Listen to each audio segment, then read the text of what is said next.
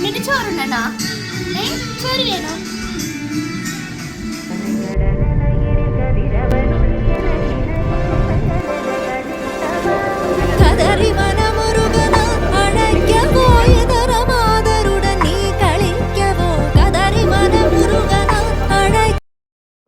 நிலை பெயராது சிலை போலவே நின்று நிலை பெயராது சிலை போலவே நின்று நேரமாவதறியாமலே மிக வினோதமான முரளிதரா நேரமாவதறியாமலே மிக வினோதமான முரளிதர என் மனமலை பாயுது